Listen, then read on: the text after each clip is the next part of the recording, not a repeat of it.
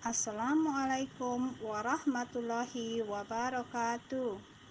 Diseminasi budaya positif. Aksi nyata modul 1.4 by Kasyana SMP Negeri 45 CGP Angkatan 11 tahun 2023. Perkenalkan, fasilitator adalah Ibu Nofrita Suryani, pengajar praktik Ibu Putri Andriani, dan CGP adalah saya sendiri, yaitu Kasyana. Assalamualaikum warahmatullahi wabarakatuh.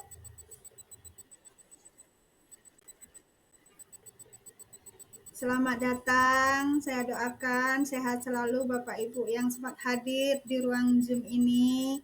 Dan selawat beriring salam saya haturkan kepada junjungan kita Nabi besar Muhammad Sallallahu Alaihi Wasallam yang telah memberikan rahmat, sehat kepada kita semua sehingga kita masih bisa bersilaturahmi lewat udara di ruang Zoom yang virtual ini. Dan tidak lupa pula saya ucapkan terima kasih dan terhormat kepada Bapak Kepala SMP Negeri 45 Kerinci, Bapak Ibu yang saya hormati SMP Negeri 45 Kerinci, dan Bapak Ibu yang hadir pada ruang Zoom ini. Saya doakan semoga kita semua selalu dilimpahi rahmatnya oleh Allah Subhanahu wa Ta'ala dan kita bisa mendapatkan syafaatnya di yaumil akhir. Amin amin ya rabbal alamin. Oke, tidak memperpanjang mukadimah, di sini saya akan melakukan diseminari tentang budaya positif. Izin share screen ya Bapak Ibu. Belum terlihat Bu. Mungkin masih proses. Sudah. Alhamdulillah. Ya. Oke, inilah modul saya, diseminasi aksi nyata modul 1.4 budaya positif. Oleh saya sendiri Kasyana SMP Negeri 45 Kerinci, CGP Angkatan 11. Ya, selanjutnya Bu.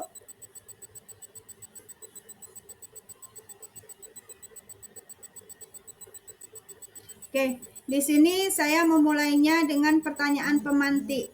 Bapak Ibu cukup menjawab setuju atau tidak setuju. Pertanyaan nomor 1, hukuman dapat mendisiplinkan anak. Apakah Bapak Ibu setuju?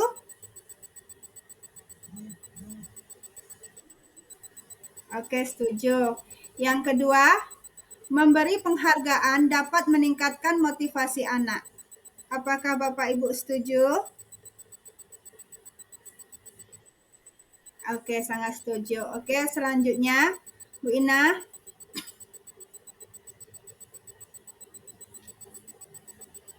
Oke. Di sini akan saya jabarkan tujuan budaya positif. Budaya positif di sekolah adalah fondasi penting menciptakan lingkungan belajar yang mendukung perkembangan akademis dan sosial siswa. Budaya ini mencakup nilai-nilai seperti rasa saling menghormati, kerjasama, kejujuran, dan tanggung jawab. Dalam lingkungan yang positif, siswa merasa aman, dihargai, serta mendorong mereka untuk berpartisipasi aktif dalam kegiatan belajar dan ekstrakurikuler. Guru juga berperan penting dalam memberikan contoh yang baik serta menciptakan suasana kelas yang inklusif dan sportif. Selain itu, program penghargaan dan pengakuan terhadap prestasi siswa bisa meningkatkan motivasi dan rasa bangga. Dengan demikian, budaya positif di sekolah tidak hanya meningkatkan prestasi. Oke, selanjutnya, konsep inti budaya positif. Konsep inti budaya positif itu ada 5 tahapan. Yang pertama, perubahan paradigma belajar. Yang kedua, disiplin positif. Yang ketiga, kebutuhan dasar manusia. Yang keempat, motivasi perilaku manusia. Yang kelima, posisi kontrol guru. Yang keenam, keyakinan kelas. Dan yang 7. Segitiga restitusi. Selanjutnya, 1. Pembelajaran dengan paradigma baru.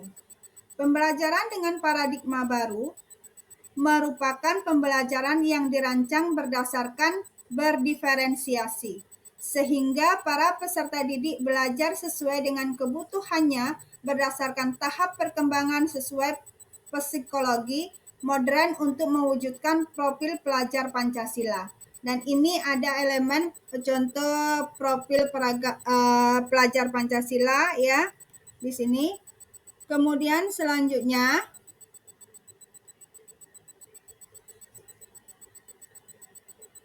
disiplin positif. Disiplin positif adalah pembiasaan hal yang baik, mencakup sikap atau perilaku maupun tutur kata oleh seluruh warga sekolah, terutama bagi murid agar dapat berkembang menjadi pribadi yang kritis, mandiri, dan bertanggung jawab. Sebagai pendidik, tujuan kita adalah menciptakan peserta didik yang memiliki disiplin diri sehingga mereka berperilaku menjadi kepada nilai-nilai kebajikan universal dan memiliki motivasi diri menuju perubahan perilaku ke arah yang lebih baik.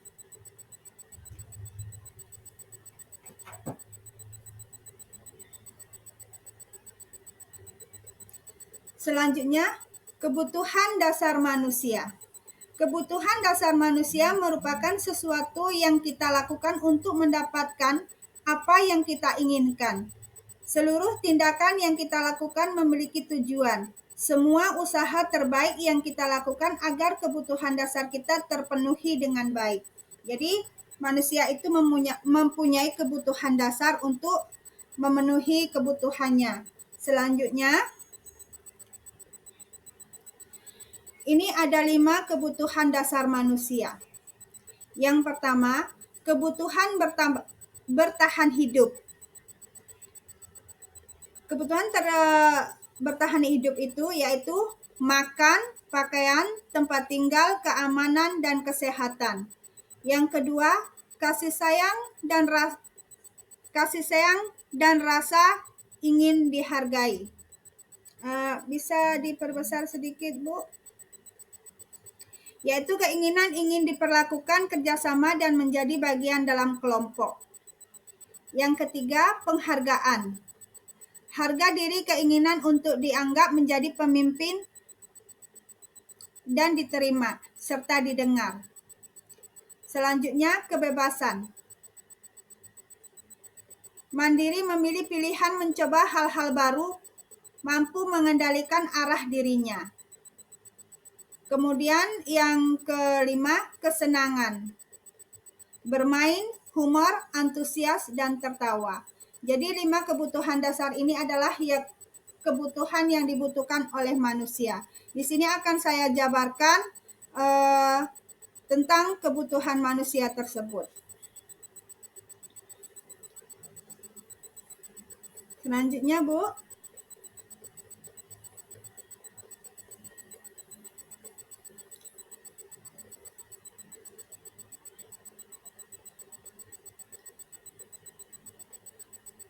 Selanjutnya,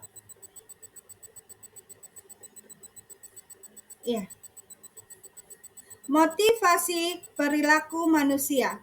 Jadi manusia itu bisa termotivasi karena mempunyai tujuan-tujuan tertentu. Yang di sini yang saya jabarkan hanya 3 contohnya. Yang pertama, motivasi manusia yang pertama untuk menghindari ketidaknyamanan atau hukuman. Yang kedua, motivasi yang kedua untuk mendapatkan imbalan penghargaan dari orang lain.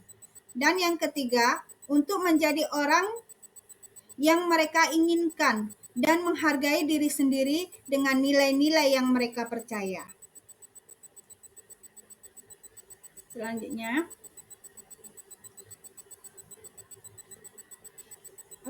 kecilkan sedikit, Bu, terlalu besar. Oke, di sini ada 5 posisi kontrol guru. Posisi kontrol guru ini bisa kita terapkan atau kita gunakan saat kita mendapatkan trouble atau untuk menciptakan budaya positif di sekolah. Yang pertama adalah posisi penghukum. Yang kedua, pembuat merasa bersalah. Yang ketiga, posisi kontrol sebagai teman. Yang keempat, posisi teman sebagai pemantau. Yang kelima, posisi kontrol sebagai manajer. Selanjutnya, penghukum. Posisi kontrol sebagai penghukum. Di sekolah adalah topik yang penting dalam dan sering menjadi perdebatan. Di satu sisi, disiplin yang tepat sangat diperlukan untuk menciptakan lingkungan belajar yang kondusif dan aman. Penghargaan dan hukuman adalah dua alat yang sering digunakan untuk menegakkan disiplin. Namun, penting untuk memastikan bahwa penghukuman yang diberikan bersifat mendidik dan tidak merugikan mental atau fisik siswa. Pendekatan yang lebih modern dan efektif adalah menerapkan konsekuensi logis yang membantu siswa memahami dampak dari tindakan mereka.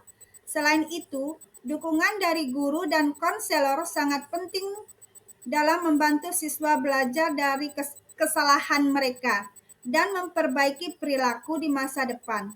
Dengan demikian, kontrol penghukum haruslah seimbang, adil, dan mendidik demi kebaikan semua pihak yang terlibat. Selanjutnya, yaitu posisi kontrol pembuat merasa bersalah. Pembuat rasa bersalah akan menggunakan keheningan yang membuat orang lain merasa tidak nyaman, bersalah, atau rendah diri. Kata-kata yang keluar dengan lembut akan tetapi seperti, "Bapak sangat kecewa sekali dengan kamu." Di posisi ini, murid akan memiliki penilaian dari yang buruk tentang diri mereka. Murid merasa tidak berharga dan telah mengecewakan orang-orang yang disayanginya. Konsekuensi logis dari akibat penerapan peran kontrol pembuat rasa bersalah adalah murid akan merasa bersalah telah mengecewakan ibu atau bapak gurunya. Murid akan merasa menjadi orang yang gagal dan tidak sanggup membahagiakan orang lain. Selanjutnya, posisi kontrol sebagai teman.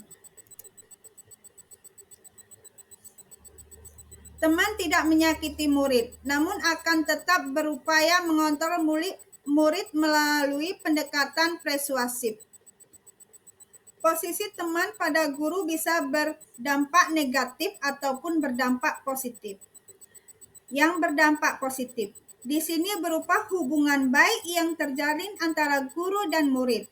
Guru di posisi teman menggunakan hubungan baik dan humor untuk mempengaruhi seseorang. Mereka akan berkata, "Ayo bantulah demi Bapak ya. Ya, sudah kali ini tidak apa-apa. Nanti Bapak bantu bereskan." Berdampak negatif. Dari posisi kontrol teman adalah bila suatu saat guru tersebut tidak membantu, maka murid akan kecewa dan berkata, "Saya pikir Bapak adalah teman saya." Murid merasa dikecewakan dan tidak mau lagi berusaha.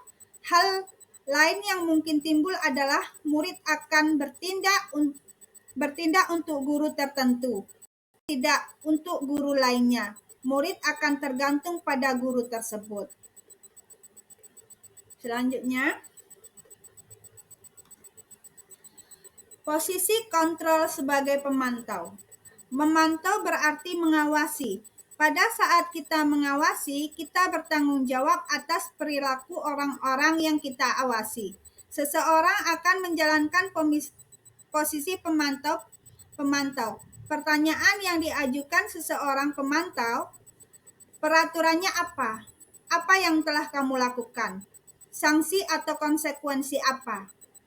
Seseorang pemantau sangat mengandalkan perhitungan, catatan, data yang dapat digunakan sebagai bukti perilaku seseorang. Konsekuensi logis dari penerapan posisi kontrol pemantau adalah murid memahami konsekuensi yang harus dijalankan karena telah melanggar salah satu peraturan sekolah. Guru tidak menunjukkan suatu emosi yang berlebihan, menjadi marah atau membuat merasa berbuat salah. Murid tetap dibuat tidak nyaman. Selanjutnya, posisi kontrol sebagai manajer. Manajer yaitu posisi di mana guru berbuat sesuatu bersama dengan murid, mempersilahkan murid, mempertanggungjawabkan perilaku, mendukung murid agar dapat menemukan solusi atas permasalahannya sendiri. Di sini, penekanan bukan pada kemampuan membuat konsekuensi, namun dapat berkolaborasi dengan murid bagaimana memperbaiki kesalahan yang ada. Seorang manajer akan berkata, apa yang kita yakini? Apa kamu meyakininya? Jika kamu meyakininya, apa kamu bersedia memperbaikinya? Jika kamu memperbaiki hal ini menunjukkan apa tentang dirimu? Tugas seorang manajer bukan untuk mengatur perilaku seseorang, tetapi membimbing murid untuk dapat mengatur dirinya. Seorang manajer bukannya memisahkan murid dari kelompoknya, tetapi mengembalikan murid tersebut ke kelompoknya dengan lebih baik dan kuat.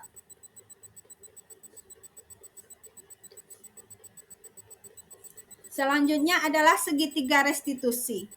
Segitiga restitusi adalah suatu proses dialog yang dijalankan guru atau orang tua agar dapat menghasilkan murid yang mandiri, bertanggung jawab. Segitiga restitusi membantu murid memiliki tujuan, disiplin positif, dan memperbaiki diri dari berbuat salah. Restitusi bukan untuk menghukum kesalahan, namun untuk belajar dari kesalahan. Selanjutnya, ada 3 tahapan dari segitiga restitusi. Yang pertama, menstabilkan identitas. Jika anak berbuat salah, maka ada kebutuhan dasar mereka yang tidak terpenuhi. Bagian dasar segitiga restitusi memiliki tujuan untuk merubah orang yang gagal karena telah berbuat kesalahan menjadi orang yang sukses.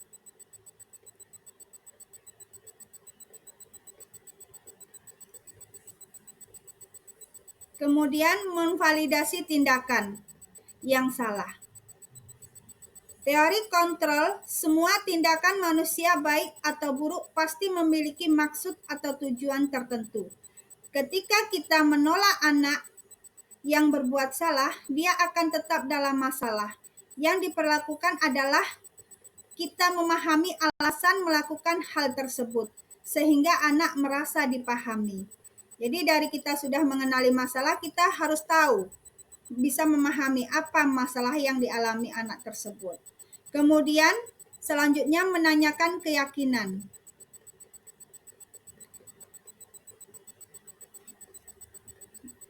Menanyakan keyakinan.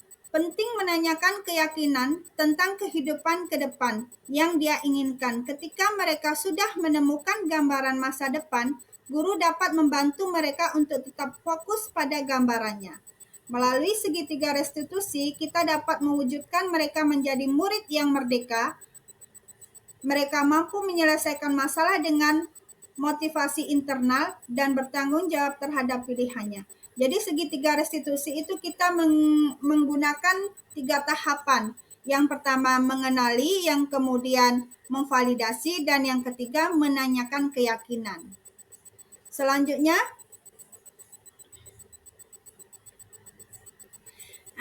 dari tindakan tersebut kita menuju ke keyakinan kelas.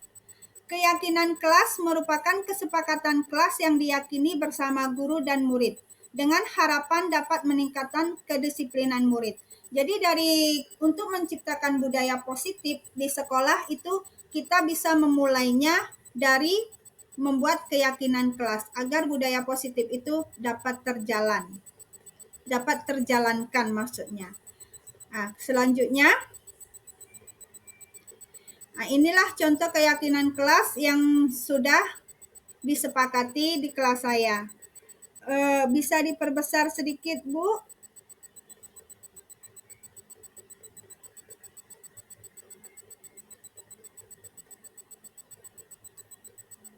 Oke. Keyakinan kelas yang sudah disepakati, setiap anggota kelas perlu belajar, senang, melakukan tugas, saling menghargai, merasa aman.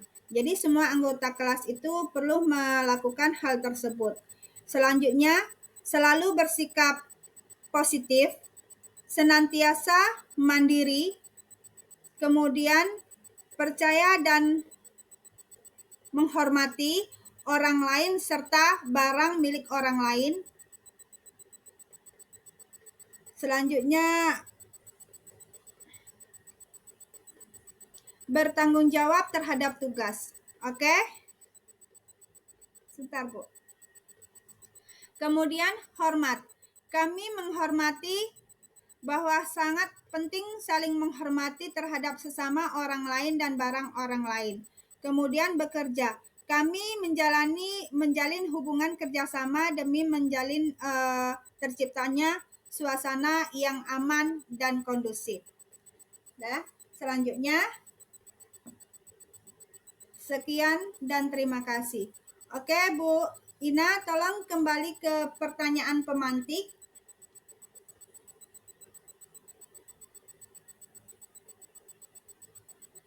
Ya. Oke, di sini tadi saat sebelum dijabarkan dari budaya positif tadi, ada dua pertanyaan pemantik yang dijawab oleh Pak Turyono, ya Pak Tur. Yang pertama, hukuman dapat mendisiplinkan anak. Pak Turyono setuju. Kemudian yang kedua, memberi penghargaan dapat meningkatkan motivasi anak. Pak Turyono setuju. Dari jawaban Pak Turyono tadi, setelah melihat jabaran-jabaran tadi, apakah jawaban Pak Turyono masih sama ataukah sudah berubah?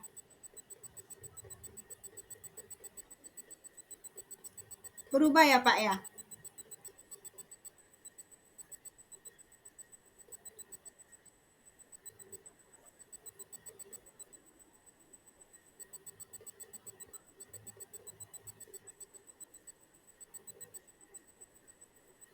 Memberi penghargaan, iya, sejenis bonus.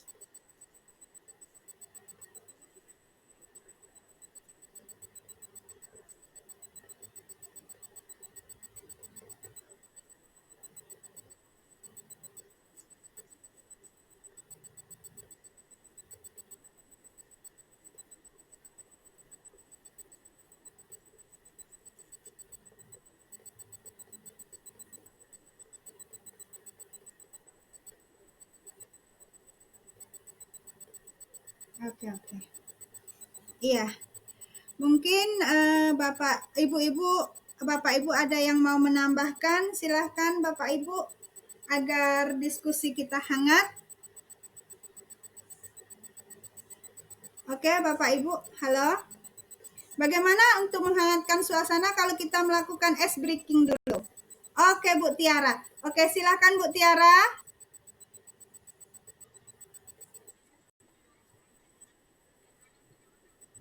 Ya, maunya ice breaking dulu atau lanjut, Bu?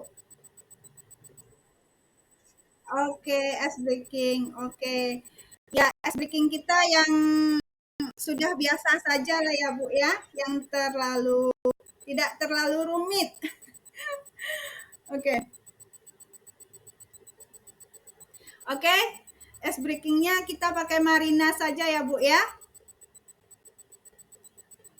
Halo?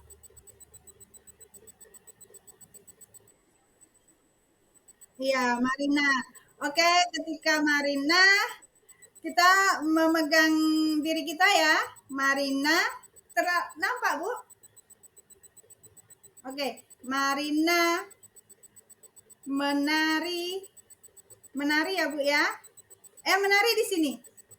Marina menari di atas menara. Ya, oke Bu, bisa? Jadi Ibu mengikuti ucapan saya, bukan gerakan saya. Ya Bu ya. Ibu mengikuti suara saya, bukan gerakan saya. Marina menari di atas menara, di atas menara. Marina menari, menari, menari. Marina menari, di atas Marina menari. Oke. Oke. Terima kasih ya Bu ya.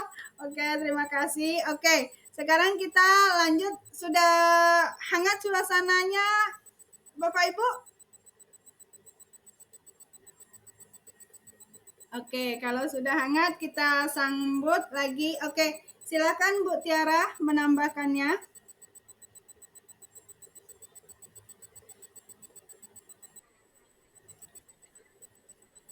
Pertanyaan pemantik, apakah hukuman dapat mendisiplinkan anak?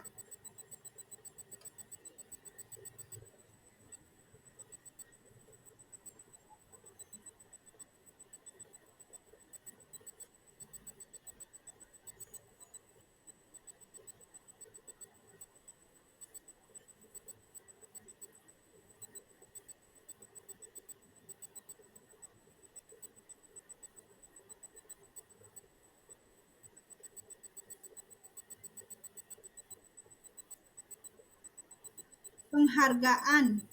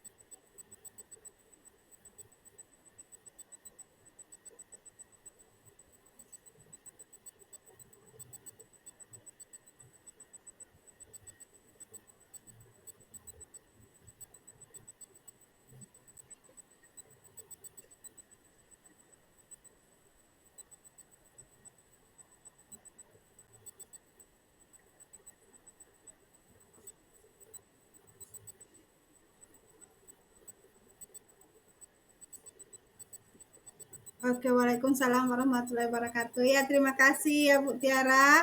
Oke, Bapak Ibu guru, mungkin ada yang mau menambahkan lagi?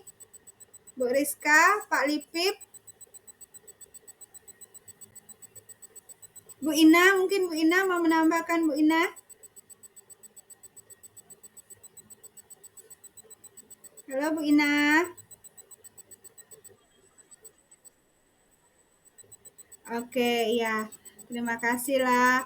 Oke, saya ucapkan terima kasih kepada Bapak Ibu yang sempat meluangkan waktunya, membagi waktunya untuk hadir di ruang virtual ini demi menghadiri presentasi Desiminari saya yang mungkin masih sangat jauh dari kesempurnaan dan masih banyak butuh support atau kritik-kritik demi membangun deseminarisasi tugas saya yang kedepannya. Saya tidak menutup pintu. Saya membuka saran-saran demi kemajuan atau motivasi terutama buat diri saya sendiri dan mungkin juga buat orang-orang di sekeliling saya. Dan saya ucapkan terima kasih banyak kepada Bapak Ibu, Pak Turyono. Terima kasih Pak Turyono. Saya doakan Pak Turyono sukses bisa ikut bergabung di CGP untuk selanjutnya. Ya, terima kasih Pak Turyono dan saya tutup dengan wabillahi taufik wal hidayah. Wassalamualaikum warahmatullahi wabarakatuh. Inilah hasil keyakinan kelas yang telah kita sepakati bersama. Inilah dokumentasi saat membuat keyakinan kelas.